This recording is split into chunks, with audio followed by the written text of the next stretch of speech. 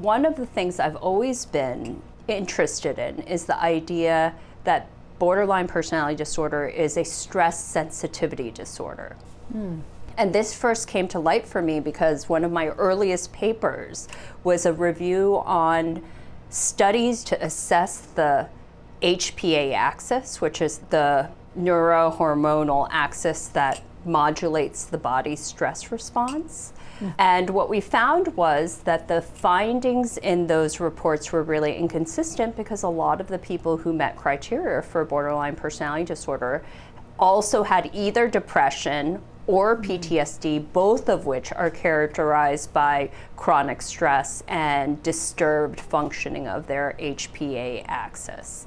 So there were no real answers from that, but it really started to form this idea that stress is an important part of the development of personality disorders. Then I did a lot of attachment research, and attachment has to do with distress. The attachment system is activated in the face of stress, and it's a process that motivates organisms to send signals to caregivers so that the caregiver provides attention in a certain way that calms and regulates that organism so that then they can explore the world again. And that's a stress response. You don't need your attachment figures as much as you grow up when you're not distressed. So that was another angle into understanding BPD as a disorder of stress, because we know that BPD has been associated with insecure, disorganized attachment tendencies. There's a huge debate about whether or not BPD is an emotion regulation disorder or a interpersonal disturbance disorder, but they're both likely right. I think we need to think more broadly because we all know people who are emotionally dysregulated have problems in relationships, and people who have a lot of problems in relationships have emotional dysregulation. So these two things are probably entities that go hand in hand for people who develop personality disorders and other disorders. I think it's either emotional stress or interpersonal stress, but they're both forms of stress. And furthermore, what's really biologically interesting about this is that chronic stress in the physiology works differently than acute stress. So acute stress is actually very pleasurable to all of us. Like, you know, when you have a deadline and you like mobilize and you make it happen, that activates a reward process that stimulates more of that behavior because it's pleasurable and reinforcing.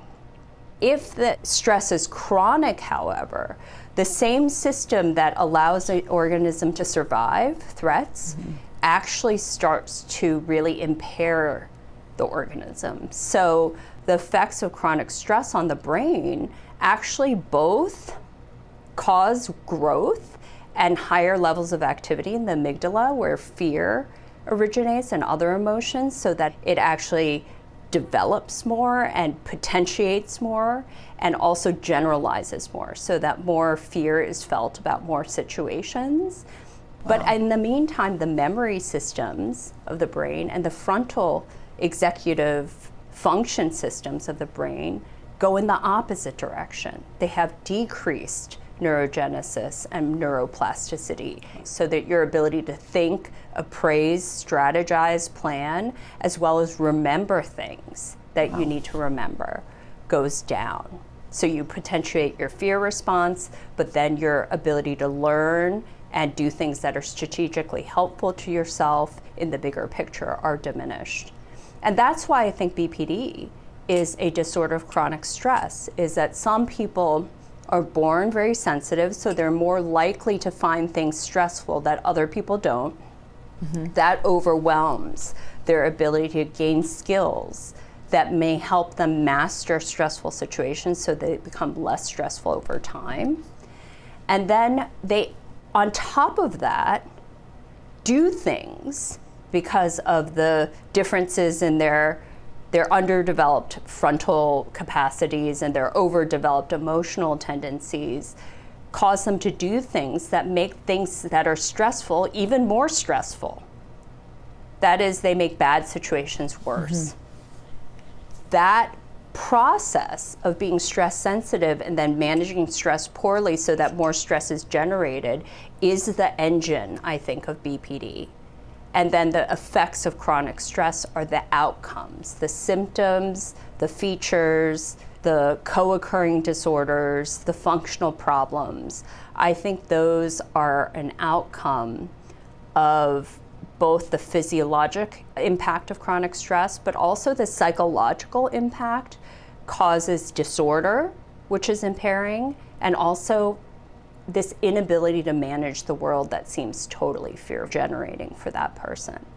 And that's what is very disabling about the disorder as a whole. If we help patients in general to manage stress more effectively by taking care of outlets, managing predictions and uncertainties, and getting social support, that's a universal generic recipe for increasing people's mental health. And we also have to look at people who endure very significant stress and don't have psychiatric or psychological problems. What are the ingredients of their reactions to stress that help them come out of it unscathed? We have to also understand that. So the more we as a field can kind of deal with the basics of what everybody needs to be well, then layer on specifics for people in certain circumstances or people with certain disorder constellations, and then with people who don't respond to that, do something much more specific for them. And the later you intervene in the process, so if somebody's already far down the road of having missed out on life, not having had the opportunity to develop coping functions and a social network to survive the chronic stressors, then they need help rehabilitating to having a life for themselves that they can improve on so it feels worth living. And that's a different intervention than psychotherapy. It's like a life rehabilitation, life resuscitation process that might actually make them more symptomatic in the short run so that they can re-travel the road that didn't go so well for them. And the truth is the outcome may not be what they want it to be, but it is more likely to be better than it is now.